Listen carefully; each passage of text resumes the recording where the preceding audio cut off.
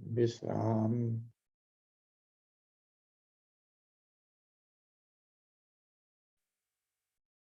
हाम्रो अनुलोम विलोम गर्दाखेरि हाम्रो शरीरमा झमझमाहट आइरहेको छ, हामीले पाइसकेका छौं। शिरदेखि पाउसम्म त्यो झमझमाहटलाई हामी शरीरभरि प्रयोग गर्छौं। शरीरभरि झमझमाहट छ। हृदय, फोक्सो अनि फेरि आन्द्राहरू, पेटदेखि लिएर बाहिरी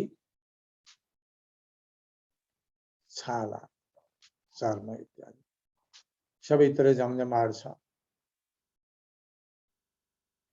यसरी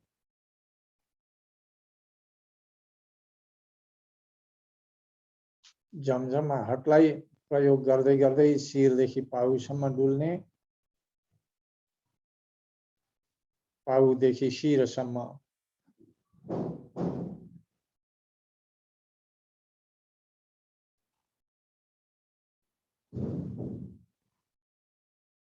हाम्रो मन डुलेको छैन, झमझमाहट पछ्याइरहेको छ। शिरदेखि पाउसम्म प्रत्येक अंग अंगमा गएर त्यो झमझमाहटलाई प्रयोग गर्ने, मस्ती आनन्द लिने। यो झमझमाहट परमात्मा सत्ताले दिएको देन, प्राणायाम, प्राणक्रिया। प्राणक्रियामा यस्तो झमझमाहट पनि हुँदो रहेछ। यति मात्रै होइन, कति कति के हुन्छ प्राणक्रियामा।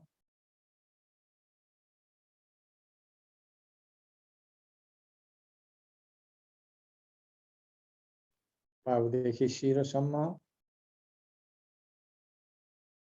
शिरदेखि पाउसम्म सरसर्ती जाउँ, डुलौं। सबै शिथिल गर्दै गर्दै एकदम साले अब हामी पाउदेखि शिरसम्म जाउँ। यहाँ मनलाई शिथिलीकरण गर्नु छ। प्राणायाम मनलाई बस गर्ने ठुलो सूत्र। यो सँगै हाम्रो मन डुल्नु पर्ने आवश्यक भनेको कारण शरीरमा छ, कर्मगतिको शरीर छ। त्यो कर्मगतिको शरीरका लागि हिजोको काम गर्दै गरेको ठाउँमा आज मनले पुग्नु पर्ने हुन्छ। त्यसो हुँदाखेरि त्यहाँ जान्छ। त्यो कर्मगति भोग्ने मनलाई छोडिदियो भने एकछिनमा भोगिसक्छ, तर आफू साक्षी हुन सक्नुपर्छ। त्यहाँनिर मनको साक्षी आफू हुन सक्नै पर्छ, हेर्नै पर्छ मनलाई। मनलाई सहजता दिइसकेपछि मन केही बेर पछाडि फर्केर आफू भए ठाउँमा आउने मन एकदम निश्चित गरेर स्थिर भएर साँच्चै पत्थर समान स्थिर हुन्छ। त्यस्तै प्राण गतिलाई पछ्याउँदाखेरि पनि मन स्थिर हुन्छ।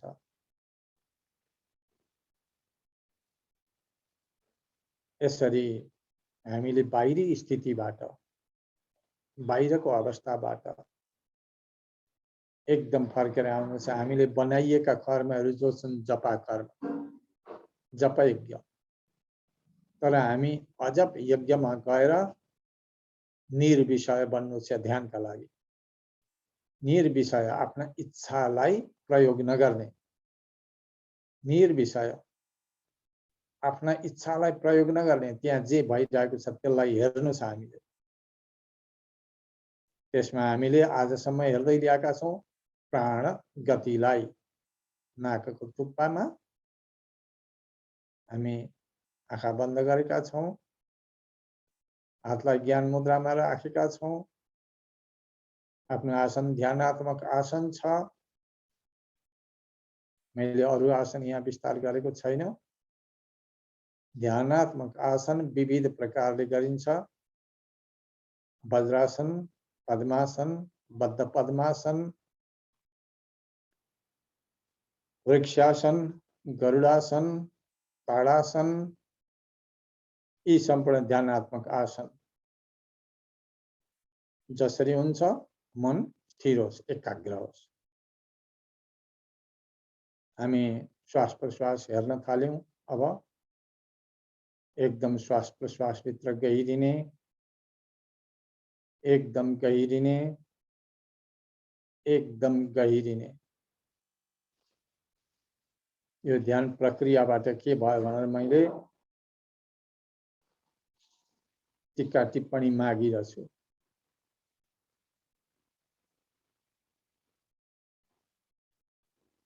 हामी गहिरिन सक्यौं कि सक्यौं, त्यहाँ आसन जमाउन सक्यौं कि सक्यौं हाम्रो चञ्चलतालाई।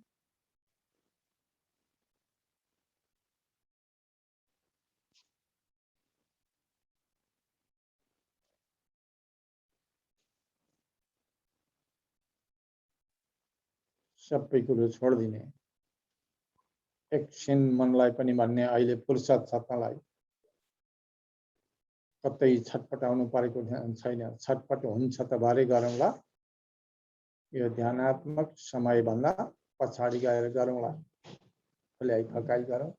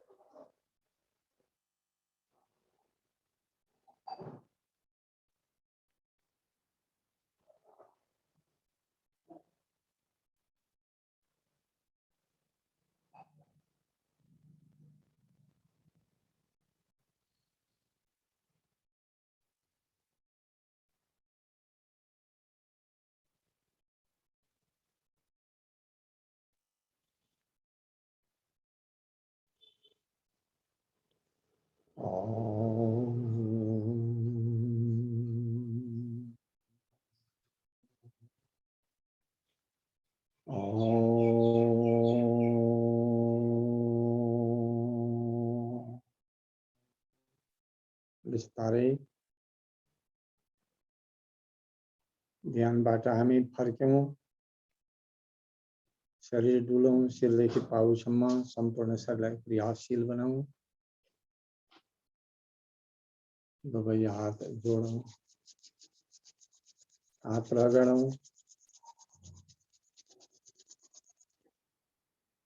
हातों हात केलाले आँखा सेकौं।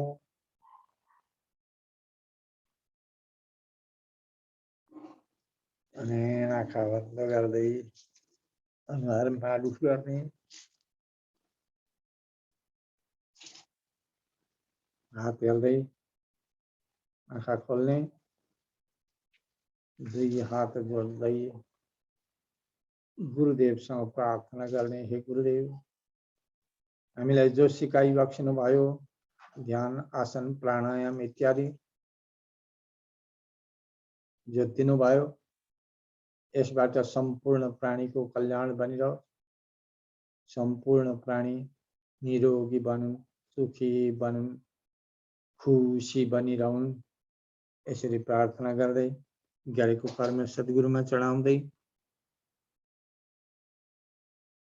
आजको हाम्रो योग ध्यानको समयलाई यही विसर्जन गर्दै अब हामी आज शुक्रबार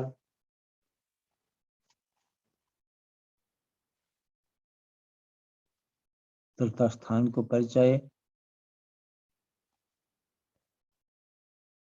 को चर्चा छ। यहाँ ल अब गुरु आउनु भए जस्तो मलाई छैन। ल अब चर्चा गर्ने कि अगाडि बढौं। म अलिकति हतारमा भएको हुनाले म चाहिँ निस्कदै गर्छु ल। अब निस्कनु। नारायणम। नारायण गुरु सबै गुरुहरूलाई नारायणम। म पोखरामा छु। म पोखरा माछापुछ्री हिमालको काखमा चुरुङ्गा भन्ने ठाउँमा छु। हाम्रो देवघाटको रामानन्द गुरु बस्नु भएको आश्रम, उहाँले बनाउनु भएको आश्रममा चाहिँ यहाँ आएर बसेको छु। यहाँ एउटा शिवालय छ, यो अम्बरेश्वर शिवालय छ। यहाँ हजुरहरूले यहाँ देख्न सक्नुहुन्छ मन्दिरहरू छ। म यहाँ चाहिँ आज डाटाबाट हजुरहरू समक्ष चाहिँ उपस्थित भएको छु। मेरो बोली त सुनिरहेछ नि? सुनिँदैछ। हजुर। अब इतिहास र हाम्रो तीर्थस्थलको विषयमा म हजुरलाई सानो एउटा काकभुसुण्डी र चाहिँ यमुना नदीमा विराजमान हुने नागराजको विषयमा म हजुरसँग चाहिँ निवेदन टक्राउँछु। स्वयम्भुव मनुको पालामा, स्वयम्भुव मनुमा, मनुको मनन्तरमा, स्वयम्भुव मनन्तरमा भृगु वंशीय चाहिँ एउटा वेद शिरामणि भन्ने चाहिँ महर्षि हुनुहुन्थ्यो। उहाँ सुमेरु पर्वतको भृगु आश्रममा बसेर उहाँ तपस्या गरिरहनु भएको थियो। सुमेरु पर्वतको भृगु आश्रममा गएर चाहिँ तपस्या गरिरहनु भएको बेलामा अर्को एकजना अश्व शिरामुनि महर्षि तपस्या गर्न त्यहाँ उहाँ पनि पुग्नु भयो। तर वेद शिरामणि मुनिले उहाँलाई देख्न साथै एकदम क्रोधित भएर, उहाँसँग मन मिल्दो रहेनछ, उहाँसँग मनमुटाव भएको रहेछ र क्रोधित भएर चाहिँ अश्व शिरामणि तिमी म यहाँ चाहिँ तपस्या गरिरहेको ठाउँमा मेरो क्षेत्रमा तिमी किन आयो? तिमी यहाँबाट चाहिँ छिटो गइहाल, मेरो अगाडि सम्मुख तिमी बस्दै नबस भनेर एकदम क्रोधित भएर चाहिँ वेद शिरामणि महर्षिले अश्व शिरामणि महर्षिलाई चाहिँ गाली गर्न थाल्नुभयो। गाली गर्न थालेपछि अश्व शिरामणि मुनिले पनि यो जमिन, यो भूमि, यो क्षेत्र तिम्रो हो र? यो त भगवान विष्णुको क्षेत्र हो। यो भगवान विष्णु विराजमान हुने ठाउँ हो। यो उहाँले बनाउनु भएको यो भूमि हो। यो सम्पूर्ण पृथ्वी ब्रह्माण्ड भगवानले बनाउनु भएको हो, तिमीले बनाएको होइन नि, तिम्रो अधीनमा छैन नि भनेर चाहिँ अश्व शिरामणिले वेद शिरामणिलाई पनि गाली गर्न थाल्नुभयो। अनि त्यसैले म किन नबस्नु भन्दा भन्दा होइन तिमी बस्न पाउँदैनौ भनेर वेद शिरामणिले बडा जिद्दी गर्नुभयो। र अश्व शिरामणि त्यसै स्थानमा होइन, तिमीले जेसुकै भन् म यहीँ बस्छु भन्दा भन्दै पनि त्यसो भएदेखि तिमी मैले भनेको नमान्ने, म चाहिँ तपस्वीको चाहिँ तिमी काटेर चाहिँ नि तिमी जबरजस्ती गर्ने सँग यसरी कराइरहने हुँदाखेरि तिमी कौवाको रूप लिएर कौवाको चाहिँ तिम्रो जुनी होस्, जन्म होस् भनेर उहाँले वेद शिरामणिले अश्व शिरामणि महर्षिलाई चाहिँ श्राप दिनुभयो। श्राप दिनु भएपछि अनि अश्व शिरामणिलाई पनि असाध्यै क्रोध उठ्यो। कस्तो चाहिँ यता रिसा चाहिँ तपस्वी भएर भगवानको ध्यान गर्ने भनेर चाहिँ यत्रो भृगुको आश्रममा बसेर मलाई चाहिँ त श्राप दिँदा रहेछन् भनेदेखि चाहिँ यसरी क्रोधित भएर चाहिँ मलाई श्राप दिने तिमी पनि तिम्रो चाहिँ सर्पको चाहिँ जुनी होस्, तिमी चाहिँ काली नागको चाहिँ कालो नागको चाहिँ भएर चाहिँ तिमी जन्मनु परोस् भनेर अश्व शिरामणिले पनि वेद शिरामणिलाई चाहिँ श्राप दिनुभयो। श्राप दिइसकेपछि तर उहाँहरू दुवै महर्षिहरू चाहिँ भगवान विष्णुको असाध्यै भक्त हुनुहुन्थ्यो, भगवान विष्णुको आराधना गर्नुहुन्थ्यो र भगवान विष्णुलाई खुसी दिलाउनु भएको थियो दुवैजनाले। अब दुवैजना भगवान विष्णुको भक्त भएपछि भगवान विष्णुलाई चाहिँ पिर पर्यो। यी दुवैजना श्रापित भए, एकले अर्कोलाई क्रोध गरेर चाहिँ श्राप दिए। अब यिनीहरूको त रक्षा गर्नु नै पर्यो भनेर तुरुन्तै भगवान विष्णु चाहिँ वेद शिरामणि र अश्व शिरामणिको समक्ष प्रकट हुनुभयो। प्रकट हुनु भएर भन्नुभयो कि हे वेद शिरामणि, तिमीले चाहिँ श्रापबाट तिमी चाहिँ कालो नाग भएर चाहिँ जन्मनु परे तापनि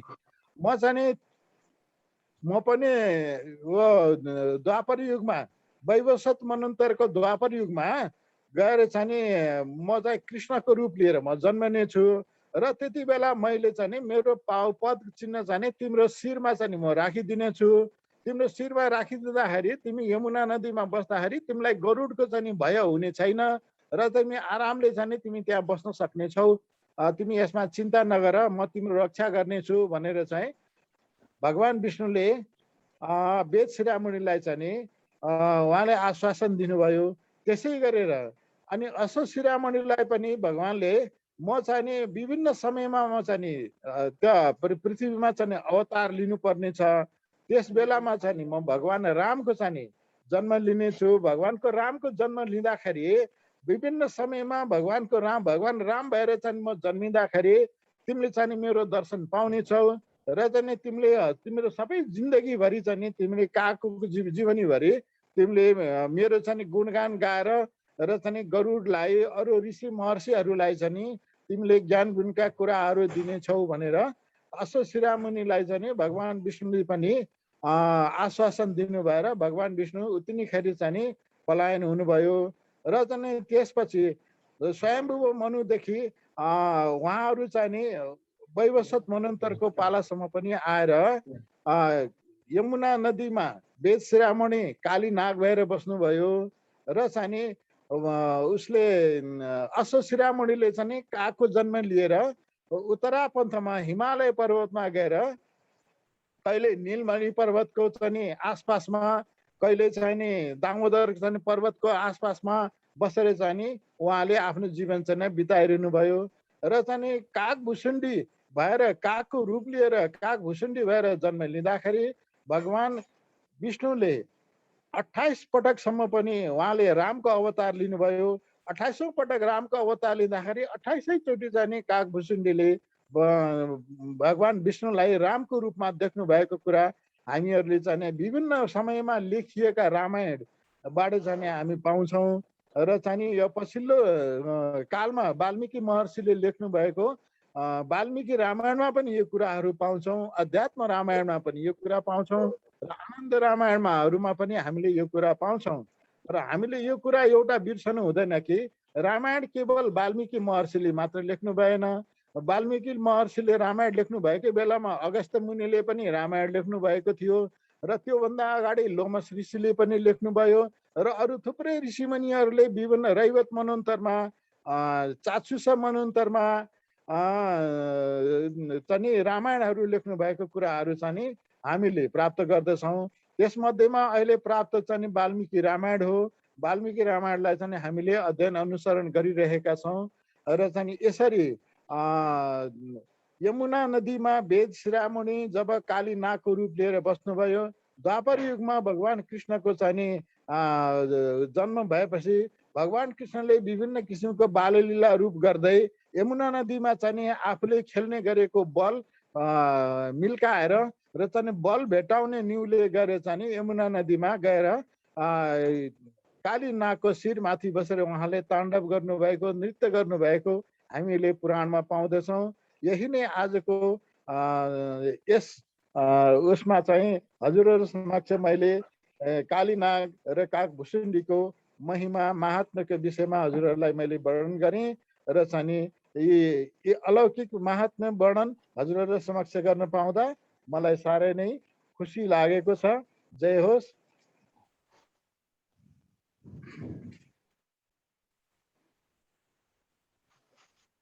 यहाँ गुरु भक्ति गुरु, मैले यति सानो एउटा छोटो समयमा मैले निवेदन गरेँ। समय त अझै बाँकी नै छ क्यारे, म अलिकति समय भ्याउँदैन भनेर मैले छोटो रूपमा हजुरहरूलाई चाहिँ मैले रामायणको कथावस्तु चाहिँ प्रसङ्ग हाम्रै चाहिँ नीलगिरी पर्वत उत्तरापन्थमा जहाँ चाहिँ तिलोची ताल रहेको छ, त्यसको माथिबाट नीलगिरी पर्वत रहेको छ र चाहिँ दामोदर कुण्ड माथि, दामोदर कुण्डदेखि माथि दामोदर पर्वत छ। यिनै दुईटा श्रृङ्खलामा कागभुसुण्डी रहनुहुन्छ र यमुना नदीमा चाहिँ अहिले पनि कालीनाग बस्नु भएको छ भन्ने कुराहरू चाहिँ प्राप्त भएका छन्। तर यमुना नदीको कालीनाग बस्नु भएको ठाउँ चाहिँ अलिकति सुकेर जल चाहिँ उ भइसकेको छ भन्ने कुराहरू चाहिँ प्राप्त भएका छन्। म त त्यहाँ पुग्न सकेको छैन। यही नै हजुरहरूलाई मैले आज निवेदन गरेँ। तुलसी गुरु, भोलिको समय कस्तो रहन्छ? आज हजुरबाट तीर्थ महिमा नै हामी प्राय जसो सुन्ने आशा राखेका छौँ। इतिहास भन्दाखेरि पनि तीर्थ महिमा नै हजुर जति जान्नुहुन्छ त्यति हामी जान्दैनौँ। त्यसो हुँदाखेरि तीर्थ महिमा नै हजुरबाट हामी सुन्न पाउँछौँ फेरि र समय यदि मिल्छ भनेदेखि भोलि 5:41 अथवा दोस्रो सेक्सनमा आएर ध्यान गराइदिनु हुन अनुरोध गर्छु भोलिका लागि। हुन्छ, म कोसिस गर्नेछु। भोलि त सायद म काठमाडौँ पुग्छु होला। म आज काठमाडौँ जाने विचार छ। भोलि भयो भने त घरको चाहिँ उसबाट अनलाइनबाट चाहिँ म हजुरहरू समक्ष उपस्थित हुनेछु। म हजुरलाई यही निवेदन गरेँ र चाहिँ यहाँभन्दा अगाडि म मालुङ्गा थिएँ। मालुङ्गा मार्कण्डेय ऋषि जन्मनु भएको स्थानमा म त्यहाँ उत्तर वाहिनी भनेर भन्छन्, कालीगण्डकी उत्तरतिर बग्नु भएको छ। 3.25 किलोमिटरसम्म चाहिँ रामदी नदीबाट चाहिँ कालीगण्डकी बग्नु भएको छ। त्यस ठाउँमा चाहिँ एउटा कालीगण्डकी विज्ञान प्रतिष्ठान भनेर चाहिँ हाम्रो चैतन्य कृष्ण गुरुले चाहिँ स्थापना गर्नुभएको छ। म त्यहाँ थिएँ र चाहिँ त्यहाँ एउटा भगवान रामचन्द्रले पूजा गर्नुभएको चाहिँ सहस्र चक्र शालिग्रामको चाहिँ शिला प्राप्त भएको थियो कालीगण्डकीमा।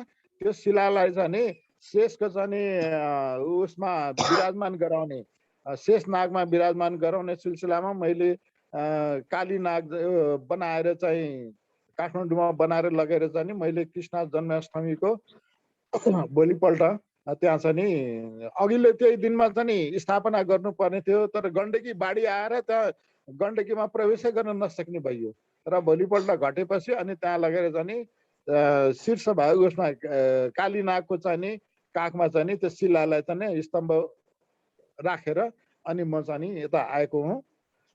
त्यसको विषयमा पनि हजुरहरूलाई चाहिँ म फेरि अर्को पटक म केही सानो वर्णन गर्नेछु। म भोलि काठमाडौँ उपस्थित हुन सक्छु जस्तो लागेको छ। म भएँ भने म भोलि हजुरले भनेको समयमा चाहिँ म भोलिको विषय प्रयास गर्नेछु। त्यो समयमा हजुरलाई ध्यान गराउन 20 मिनटको समय हुन्छ। हजुर त्यो 20 मिनटको समयभरि ध्यान गराउनका लागि मैले हजुरलाई अनुरोध गरेँ। हुन्छ हजुर। हस्, आफूले जस्तो जानेको छ त्यस्तो सबैजनाले जानेको विस्तार गर्दै जाने। हस् हस्, जय होस्। समय निकै छ। तुलसी गुरु आउनु भएन? समय अझ बाँकी नै छ त। मैले हजुरहरूलाई अस्ति गोदावरीको विषयमा चाहिँ मैले गर्दा गर्दै गोदावरीको चाहिँ तीर्थको अलिकति चाहिँ बाँकी रहेको थियो। म त्यसमा चाहिँ अलिकति हजुरलाई सुनाउँछु। जब गोदावरी नदी, दक्षिण भारतको गोदावरी नदीमा साधुको चाहिँ झोलीतोमा कमण्डलु जुन खसेको थियो, खसेर गोदावरी नदीमा बग्दै गयो। त्यो गोदावरी नदीमा बग्दै आएपछि हाम्रो चाहिँ फुलचोकी मुनि रहेको गोदावरी कुण्डमा चाहिँ त्यो निस्कियो। त्यो निस्किएपछि चाहिँ सबैलाई ज्ञान भयो कि दक्षिण भारतको गोदावरी नदीको जल चाहिँ त्यहाँ कुण्डद्वारा चाहिँ त्यहाँ निस्किँदो रहेछ। त्यसैले चाहिँ त्यो स्थानको नाम चाहिँ गोदावरी भनेर चाहिँ नामाकरण भयो। त्यहाँ चाहिँ गोभराटेश्वर शिवलिङ्ग रहेको छ। गोभराटेश्वर शिवलिङ्ग चाहिँ कामधेनु गाईले चाहिँ स्थापित गरेका हुन्। र त्यसमा चाहिँ मोर दानवले चाहिँ त्यो गोभराटेश्वरको चाहिँ तपस्या गरेर हाम्रो चाङ्गु नारायणको डाँडालाई चाहिँ हल्लाउन पुगेका थिए। उनले चाहिँ बेसकन चाहिँ समातेर चाङ्गु नारायणको डाँडालाई हल्लाएको कारण हुनाले चाहिँ त्यो डोलागिरी डोला चाहिँ हल्लाएको हुनाले त्यसले डोलागिरी शिखर भनेर चाहिँ चाङ्गु नारायणको पर्वतलाई भनिएको हो। र चाहिँ त्यो गोदावरीमा पछिल्लो कालमा आएर चाहिँ लिच्छवीहरू भूमि वर्मा नामका राजाले आएर त्यहाँ दरबार बनाएर त्यहाँ बसे। अनि त्यसबाट चाहिँ नि लिच्छवी काल चाहिँ नेपालमा सुरु भएको हो। त्यहाँ धेरै तपस्वीहरू आएर चाहिँ तपस्या गर्नुहुन्थ्यो प्राचीन समयमा। र चाहिँ त्यो एकदम पवित्र तीर्थस्थल हो गोदावरी नदी, गोदावरी कुण्डबाट निस्केको जल गोदावरी नदी भएर चाहिँ बग्दछिन्। गोदावरी नदी भएर आएर चाहिँ हाम्रो मनोहरा नदी, जसलाई मणिमती भनिन्छ, मनोहरा नदीमा समावेश हुन्छन् र पवित्र मानिन्छ। गोदावरी चाहिँ साह्रै उत्तम तीर्थ मानिन्छ। तर अहिले चाहिँ अब त्यसको महिमाहरू अलिक घट्दै गएको छ। त्यहाँ गोभराटेश्वर महादेव चाहिँ रहनु भएको छ। 12 वर्षमा एकचोटि मेला लाग्छ। 12 वर्षमा एकचोटि यो अस्ति हामीले कुरा गर्यौं कुम्भ राशिमा चाहिँ सूर्य प्रवेश गरेको बेलामा 12 वर्षमा एकपटक त्यहाँ चाहिँ मेला लाग्ने चलन चाहिँ चलाइएको छ। त्यसका तिथिमिति त तुलसी गुरुले भन्नुहुन्छ होला। यसरी चाहिँ कति 2048 मा कहिले 84 मा के कतिमा हुन्छ भनेर उहाँले भन्नुभएको थियो 12 वर्ष मेला। हो 2072 मा भएको थियो पहिलो। अब आउने चाहिँ 2074 मा हुन्छ। सिंह राशिमा सूर्य भएको बेलामा बृहस्पति पनि सिंह राशिमा पुग्दाखेरि बृहस्पति अस्त हुन्छ र बृहस्पति अस्त भएको बेलामा भदौ महिनामा लाग्ने मेला रहेछ यो। अब त्यो मेलामा चाहिँ मेला भर्नुपर्ने हाम्रो पनि उद्देश्य रहेको छ। हामी पनि जाउँ त्यो मेला भरौँ। तर साह्रै भिड हुँदो रहेछ। नलाग्ने रहेछ त्यहाँ। 24 साल र 36 सालमा चाहिँ मैले स्नान गरेको, त्यसपछि गरेको छैन।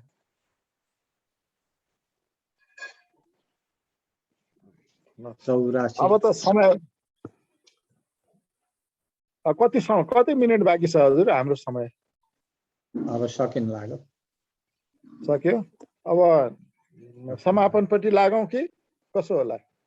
समापन गरे पनि हुन्छ।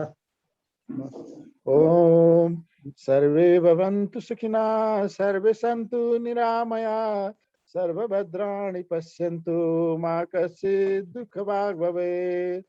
अघिल्लो जन्ममा हेर आर्जेको शुभ कर्मले मनुष्य जन्म भो हाम्रो साँचो हो सबले बुझे, तसर्थ सबले कर्म सर्वजन हितमा हुने, सोच राखे ठुलो धर्म हुन्छ है विनती गरे। प्रभु नारायणम। नारायण। नारायण।